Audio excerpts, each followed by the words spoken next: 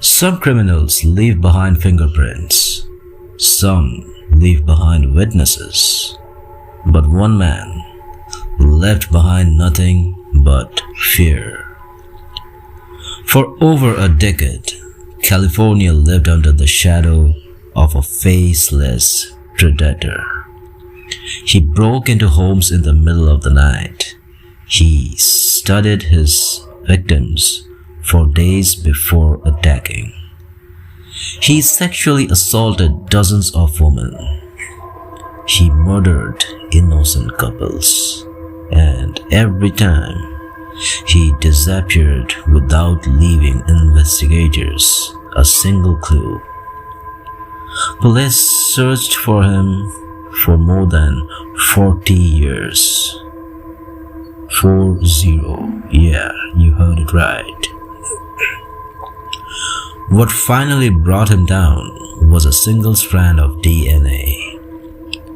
This is the true story of Joseph James DeAngelo, the man the world would eventually know as the Golden State Killer.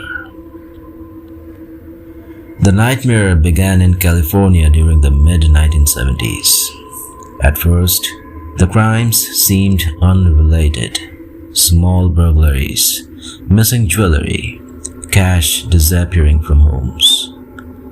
Nothing unusual for a state as large as California. But detectives soon noticed something disturbing. Whoever was committing these break-ins wasn't stealing expensive electronics or large valuables. Instead, he seemed far more interested in the houses themselves. He spent time inside. He opened drawers, moved furniture, studied family photographs. It was almost as if he wasn't there to rob anyone. He was preparing for something much darker. Investigators later realized the burglar had a routine. During the daytime, he quietly walked through neighborhoods pretending to be an ordinary resident. Sometimes he rode a bicycle. Other times he simply walked the streets, watching, waiting, learning.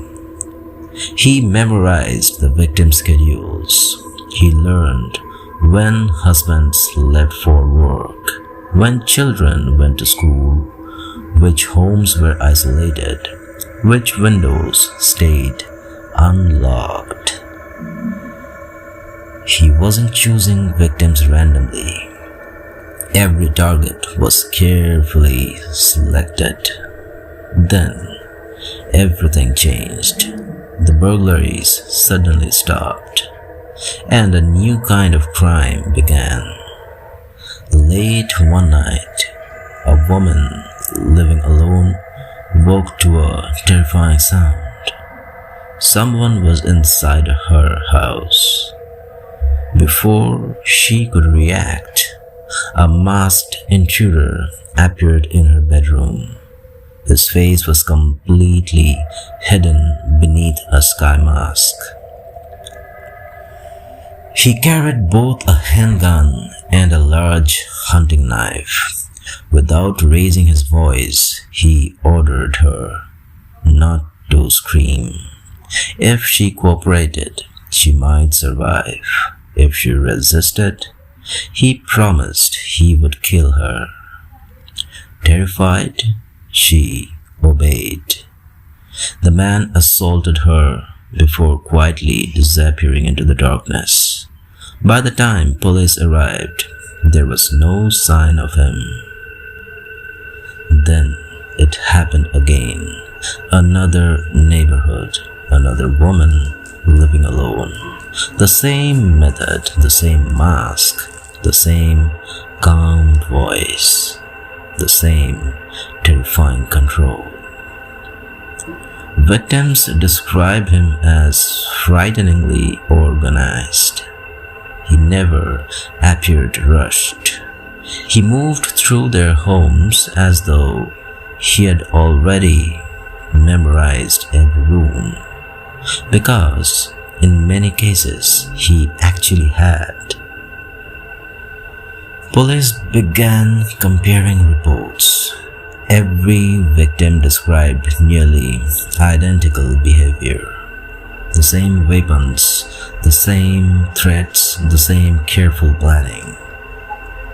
Investigators realized they weren't looking for multiple attackers. They were hunting one man. One detail disturbed detectives more than anything else. Before every assault, the attacker turned on a television inside the house. Then, he covered the television screen with a towel or blanket. The room wasn't completely dark anymore. Instead, a soft glow filled the bedroom, just enough light for him to clearly see his victim's face. Survivors lately told investigators something deeply unsettling. He would often sit quietly, watching them, not speaking, simply staring, almost as though he enjoyed watching fear itself. The psychological control became one of his signatures. It wasn't only about violence, he wanted complete domination.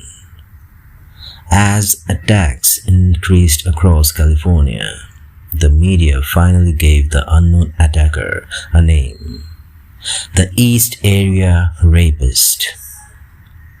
The public was terrified. Women stopped staying home alone. Neighborhood watch groups appeared overnight. Gun sales increased. Parents refused to let their daughters go out after dark. Yet, despite hundreds of officers working the case, the attacks continued. The masked predator always seemed to stay one step ahead of police. He struck without warning, vanished without a trace, and left investigators chasing a ghost. Then, everything changed again. One newspaper published an article suggesting the attacker only targeted homes where women lived alone. The article implied he was too afraid to confront another man. Detectives hoped the story might pressure him into making a mistake. Instead, it made him even more dangerous, because someone was reading every word written about him, and he took it as a personal challenge. The newspaper believed the unknown attacker was a coward, someone who only hunted women living alone. But the article had an unintended consequence, because the man behind the attacks wasn't hiding from confrontation. He was studying every headline, every police statement, every news report, and when he read that article, he decided to prove everyone wrong. One evening, he was there watching a specific married couple. A newly married couple went to bed inside their quiet suburban home. It had been an ordinary night. Neither of them had any idea someone had been watching their house for days. Around 2 a.m., the husband suddenly woke up. A bright flashlight blinded him. Standing at the foot of the bed was a man wearing a sky mask. He held a revolver in one hand and a hunting knife in the other. Without panic, without shouting, he calmly gave his orders. He said, "If either of you moves, you both die." The intruder forced the wife to tie her husband's hands behind his back. Then he ordered her to bind his ankles. The husband wanted to fight back, but with a loaded gun pointed directly at his wife, he couldn't risk it. The attacker wasn't finished. He stacked several dishes on the husband's back. Then he quietly explained why. "If I hear these plates fall, I'll know you moved and I'll kill both of you." The couple froze. Every breath, every tiny movement could mean death. The attacker then dragged the woman into another room. What happened next would haunt both of them forever. The husband lay helpless and unable to move. Listening to his wife's terrified cries echo through the house, minutes felt like hours. He desperately searched for a way to free himself. Finally, he managed to loosen the bindings around his wrists. Ignoring the plates crashing onto the floor, he rushed toward the bedroom. But the attacker was waiting. A violent struggle broke out. A gunshot echoed through the house. The husband collapsed. His wife screamed. Seconds later, another shot rang out. Silence followed. By the time police arrived, the masked attacker had vanished once again. The murders shocked California. This wasn't just a serial rapist anymore. Now he was a killer. Yet investigators still had no name, no fingerprints, no witnesses who had seen his face. Nothing. Only weeks later, he struck again. This time, a young woman lived with her elderly father. Just after midnight, the masked intruder entered through a window. As before, he controlled the family using a gun and a knife. He forced the daughter to tie her father's hands, then attempted to assault her. But this time, the father refused to surrender. Despite his age, he lunged at the attacker. The two men fought violently inside the bedroom. For the first time, the intruder appeared caught off guard. Realizing he might lose control, he fired his weapon. The elderly man collapsed. The attacker escaped into the darkness before officers arrived. Although the father survived the initial struggle, the trauma left an unforgettable scar on the entire family.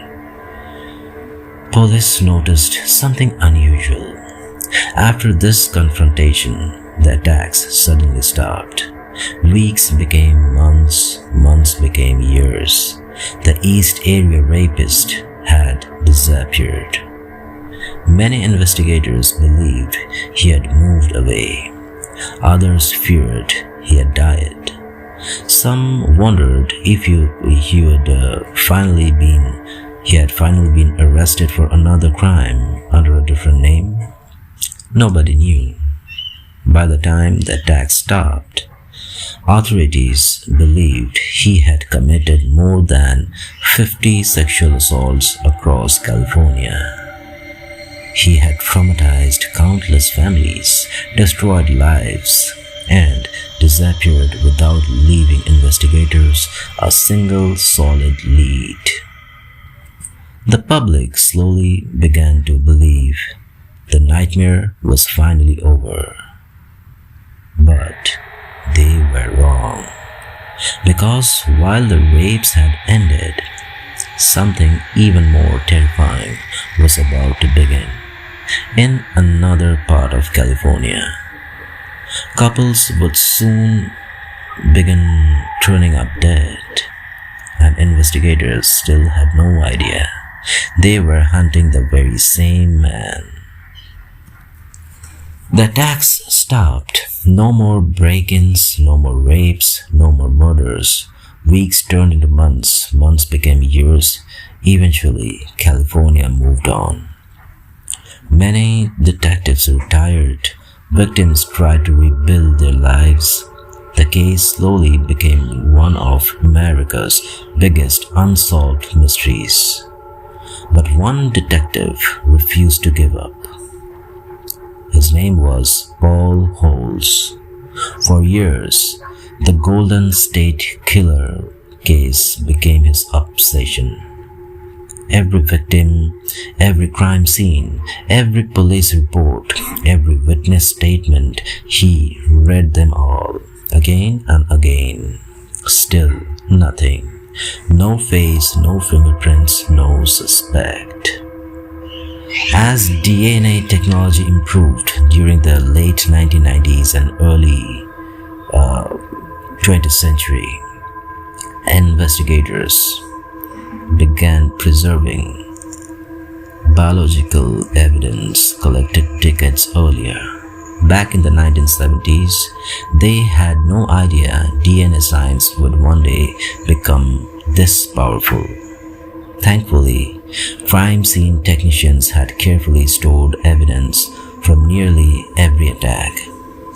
At the time, it seemed almost useless. Years later, it would become the key to solving everything. Paul Holes compared the unknown DNA profile against every available criminal database. Nothing. Thousands of convicted offenders, no matches.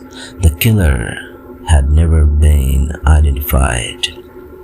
It was as if he had disappeared from existence. Many investigators accepted defeat. Paul Holes didn't. Then one day, he had an idea. Instead of searching criminal databases, what if the killer had relatives who had voluntarily submitted their DNA? A public genealogy website called GED allowed people to upload DNA profiles to trace their family history. Millions of people had begun using services like it. Paul uploaded the unknown DNA profile, then he waited. Days later, the website returned something unexpected. Not the killer, but a distant relative. That tiny connection changed everything. Investigators quietly built an enormous family tree. They traced cousins, grandparents, marriage records, birth certificates, military records, until the family tree narrowed to just a handful of possible suspects. One name immediately stood out: Joseph James DeAngelo. His background shocked investigators. He had served in the US Navy. Later, he became a police officer. Then, in 1979, he abruptly left law enforcement. The timeline disturbed detectives. His years as a police officer perfectly overlapped with many of the attacks. He knew police procedures, he understood crime scenes, he knew exactly how investigations worked. Everything suddenly began making sense. But investigators couldn't arrest him yet. They needed direct DNA confirmation. So, surveillance teams quietly followed him for days without his knowledge. They collected discarded items he had thrown away, a tissue, disposable objects, anything that might contain his DNA. The samples were rushed to the laboratory. The results came back, perfect match. The DNA matched evidence collected from dozens of crime scenes spanning more than 4 decades. After 40 years, The mystery was finally over. Detectives knew DeAngelo was dangerous. Even at 72 years old, they couldn't risk confronting him inside his house. So they waited. Finally, one afternoon, he stepped outside. Within seconds, unmarked police vehicles surrounded him. Detectives rushed in. He never had the chance to react. The man who had terrorized California for decades was finally under arrest. News of the arrest spread across America. Victims who had waited nearly 40 years for answers finally learned the truth. Many broke down in tears. Some had believed they would die before even knowing who attacked them. Now they finally had a name, a face, and justice. Investigators eventually connected Joseph James DeAngelo to 13 murders, more than 50 rapes, over 100 burglaries. Crimes committed across California between 1974 and 1986. For decades, he had lived an ordinary suburban life, a husband, a father, a neighbor, while hiding one of the darkest secrets in American criminal history.